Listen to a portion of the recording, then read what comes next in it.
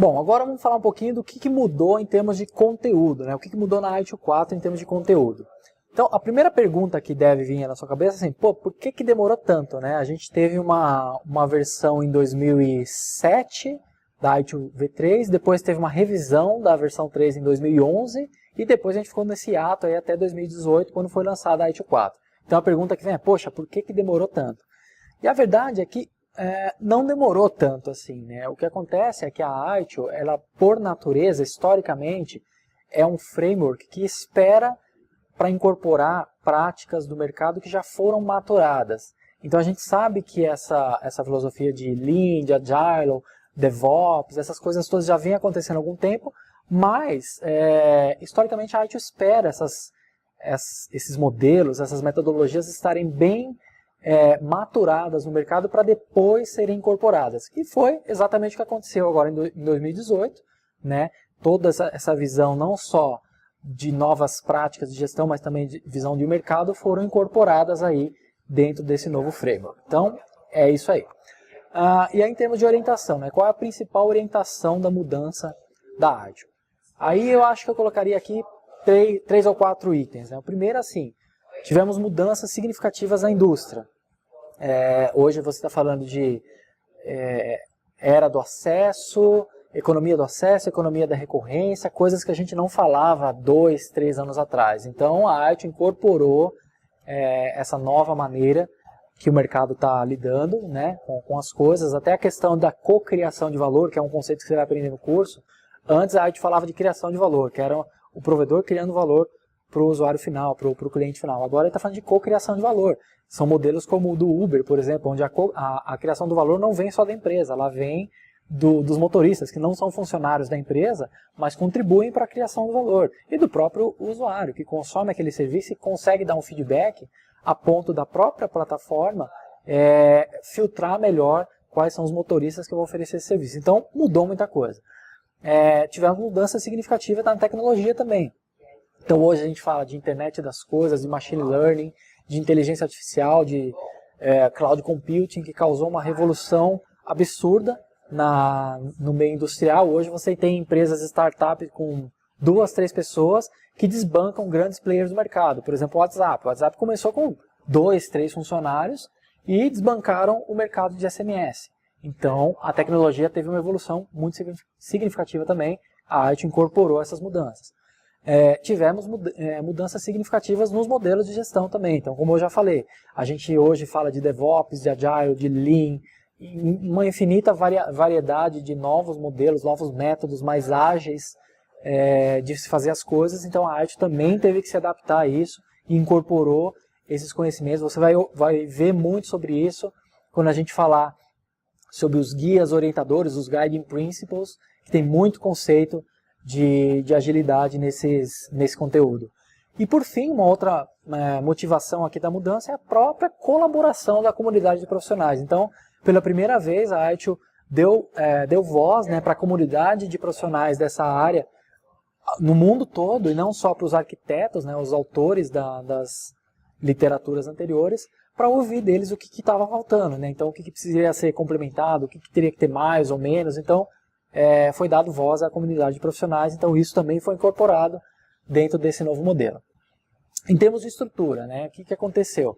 Antes a gente tinha uma versão anterior da ITIL V3 que tinha 5 livros principais, que eram cada livro baseado em um estágio do ciclo de vida proposto pela ITIL V3, ciclo de vida do serviço, e cada livro tinha, sei lá, 400, 500 páginas, então era uma leitura muito densa, né? O que aconteceu agora? Até o momento a gente tem uma publicação core, que é o ITIL Foundation, o nome da publicação, com 200 páginas. Então é um modelinho super enxuto, muito parecido com o que o COBIT começou a se tornar. Então a impressão que me deu ao ter acesso a essa publicação é que está tendo uma certa arquitetura da informação. Então você vai ter 1 ou 2 publicações macro importantes, que são a base de tudo, e depois você vai ter publicações complementares com detalhamento desse modelo que foi proposto nessa primeira publicação ITIL Foundation.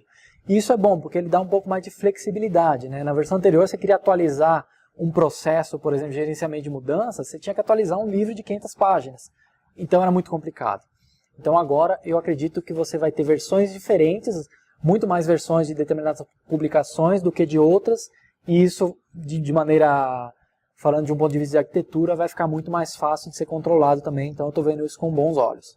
E aí entrando mais a fundo aqui nas grandes mudanças, os grandes blocos de mudança em termos de conteúdo, o primeiro e acho que o principal deles, na verdade é a grande mudança aqui da ITIL 4, que é o que eles estão chamando aqui de Sistema de Valor de Serviço, é o SVS. Então, na versão anterior a gente tinha o ciclo de vida do serviço, que era o modelo por onde o ITIL V3 estava totalmente baseada, e era muito orientado em processos, né?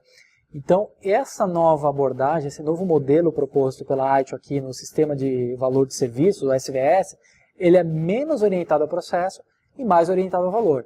Então, você está vendo que tem vários componentes que antes na ITIL V3 ficavam meio desconectados do ciclo de vida do serviço, que agora eles fazem parte de um mesmo modelo. Então aqui você tem a governança, que vai dar a direção, né, é o cérebro desse sistema, ele dá o direcionamento e faz o controle. Você tem aqui o Service Value Chain, que seria o fluxo sanguíneo desse sistema de valor. Você tem os Guiding Principles, que seriam como se fosse um mindset, né? Então quais são os valores atemporais que toda organização deveria ter dentro do seu sistema de gerenciamento de serviços e usar isso para qualquer situação. Então, seriam como um mindset que você estabelece para a organização e na cabeça de cada pessoa envolvida no sistema de gestão. A gente vai falar de práticas, que é uma coisa que mudou também, uma evolução do que a gente conhecia na arte de processos, agora viraram práticas, e eles partem do princípio de que um processo de gerenciamento de alguma coisa, incidente, de problema, de qualquer coisa que seja, ele não é orientado só por um processo.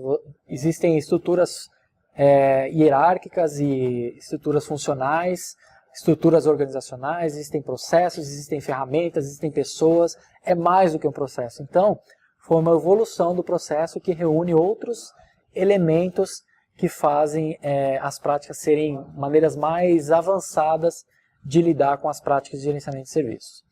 E aí a gente retoma aqui coisas que a gente já conhece de versões anteriores, como a melhoria contínua, que agora foi dado ainda mais destaque para a melhoria contínua. Então isso aqui é só uma visão super alto nível de como está sendo proposto esse modelo. Eu acho que uma outra grande vantagem desse modelo é que ele evita que as organizações trabalhem em silos. Então você vai ver que é muito difícil você pegar esse modelo e de repente pensar, não, eu tenho que ter um departamento disso ou daquilo, eu tenho que ter um processo disso ou daquilo. Está muito mais difícil fazer isso e é proposital, que é para evitar o trabalho em silos e ao mesmo tempo é muito flexível. Então você não...